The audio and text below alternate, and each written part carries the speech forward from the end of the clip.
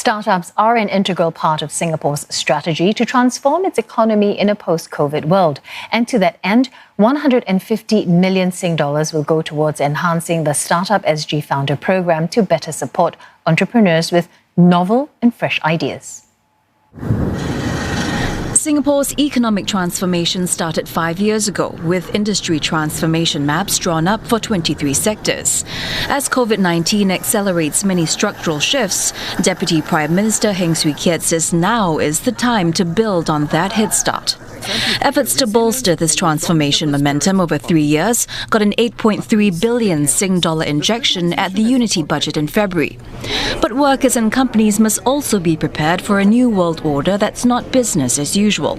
Mr. Heng highlighted key issues like changing geopolitical tensions, the reconfiguration of global supply chains, and a digital revolution fueled by COVID-19. Still, amid these challenges, Mr. Heng pointed to new areas of growth which could create new jobs, skills, and ways of working. He noted that firms that have invested in innovation have been able to pivot to new opportunities during this crisis. Mr. Heng also recognized the contributions of startups to economic growth. He reaffirmed the government's support for them with a 150 million Sing dollar boost for the Startup SG Founder Programme.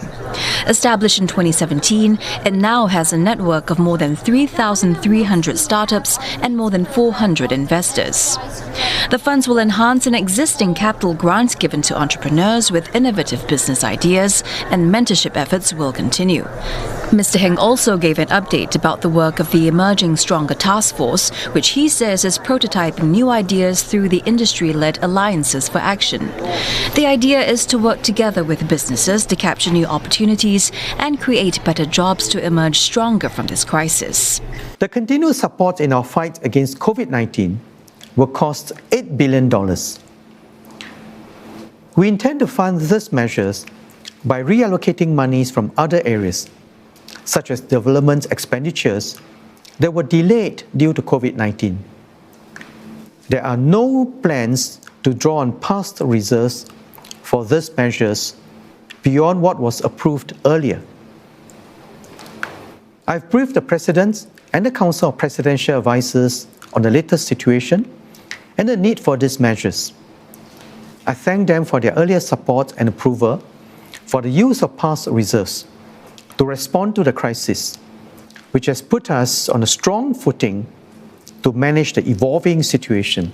Mr. Heng adds that Singapore must continue to focus on making the best use of what it has to build a stronger economy and more cohesive society in these unprecedented times. It is a difficult journey ahead, but you will not walk alone. We are faced with an extraordinary crisis, but we are one people with extraordinary courage, commitment, and can-do spirit.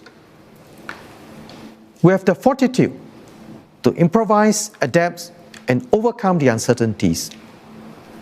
We have the resilience to weather the difficulties, turn challenges into opportunities, and prepare for the future. And we will stand in solidarity as one united Singapore to beat this crisis and emerge stronger as a nation. Local SME Surtect Engineering has been in the precision engineering business for more than 50 years.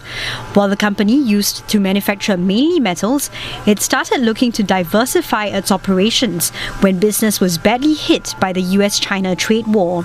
COVID-19 served as the catalyst for Surtect to convert some of its production lines to make plastic parts for medical equipment like ventilators. Government grants like the Job Support Scheme have also helped the firm to buy time for its business transformation. With this grant, I think that moment, right, we are able to plan even further, so that we know that now we have been heavily subsidized by our government. So we are not so worried about our monthly revenue, sales revenue. So subsequently, we actually contacted our customers. We try to make more awareness that we have transformed our business from from metal business engineering, and then we transformed to this plastic engineering. Surtect has even gone one step further by utilizing funds from the grant to grow its plastic engineering team to meet customer demand. It says revenue is now nearly twice that compared to a year ago. Another firm that's been able to pivot to new opportunities is fashion apparel retailer Dex. It owns several brands including Hang Ten and Surfers Paradise. And like many others, retail store sales nosedived during the circuit breaker.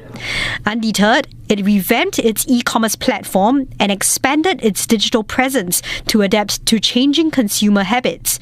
It's also launched a new brand selling reusable masks and has sold over 15 million pieces so far. On the 4th day of CNY, when we came back from to work, and we find that we cannot find any disposable masks for our employee.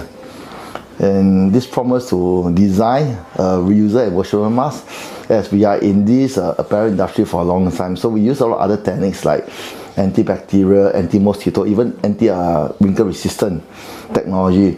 All these efforts have led to a tenfold increase in online sales.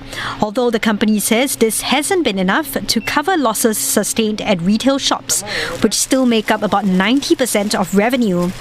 Moving ahead, plans are on track to open 8 new shops this year, and Dex intends to make use of the new Jobs Growth Initiative scheme to hire more locals to support its growing operations.